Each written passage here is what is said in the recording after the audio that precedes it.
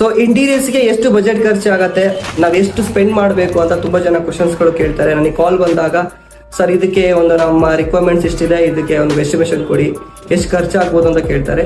So ನನ್ನ ಪ್ರಕಾರ interiors ಅನ್ನೋದು ಬಜೆಟ್ ಇಷ್ಟೇ ಆಗತ್ತೆ ಅಷ್ಟೇ ಆಗುತ್ತೆ ಅಂತ ಹೇಳಲಿಕ್ಕಾಗಲ್ಲ. ಬಿಕಾಸ್ ಯಾಕೆ ಅಂದರೆ ಇಂಟೀರಿಯರ್ಸ್ ಅನ್ನೋದು ಒಂದು ಫಿಕ್ಸ್ಡ್ ಮಟೀರಿಯಲ್ ಅಲ್ಲ.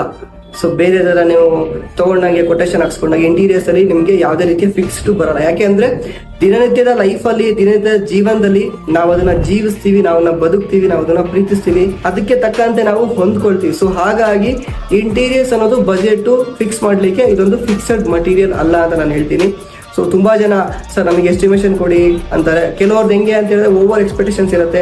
ಎಲ್ಲ ಕೂಡ ಎಕ್ಸ್ಪೆಕ್ಟೇಷನ್ಸ್ಗಳು ನಂಗೆ ಹಿಂಗೆ ಬೇಕು, ಈ ಹೊಲಲ್ಲಿ ಈ ಥರ ಬರಬೇಕು, ನಂಗೆ ಈ ಥರ ಇರಬೇಕು ಮನೆ ಅಂತ. ಬಟ್ ಬಜೆಟ್ ಪ್ರಾಪರ್ ಆಗಿ ಪ್ಲಾನಿಂಗ್ಸ್ ಇರಲ್ಲ ಅವರಲ್ಲಿ.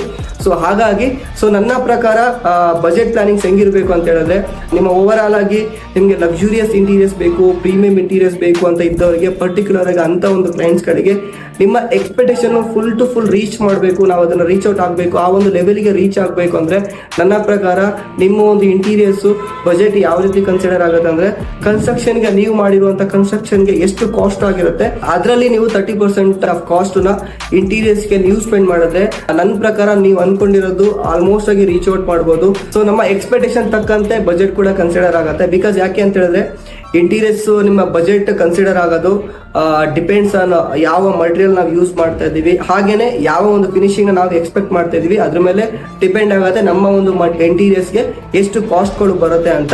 ಸೊ ನಿಮ್ಮ ಲೈಫ್ ಸ್ಟೈಲು, ನಿಮ್ಮ ಒಂದು ಥೀಮು ಲಕ್ಸುರಿ ಪ್ರೀಮಿಯಂ ಆಗಿರುತ್ತೆ ಆದರೆ, ಸೊ ನನ್ನ ಪ್ರಕಾರ ನಿಮ್ಮ ಕನ್ಸ್ಟ್ರಕ್ಷನ್ಗೆ ಎಷ್ಟು ಖರ್ಚು ಮಾಡಿರ್ತೀರಾ ಅದರದ್ದು 30% ಭಾಗನ ನೀವು ಇಂಟೀರಿಯರ್ಸ್ಗೆ ಇಟ್ಟರೆ ನಿಮ್ಮ ಒಂದು ಡ್ರೀಮ್ನ ಫುಲ್ಫಿಲ್ ಮಾಡೋದ್ರಲ್ಲಿ ಯಾವುದೇ ರೀತಿ ಮೋಸ ಇಲ್ಲ ಅಂತ ಹೇಳ್ತೀನಿ.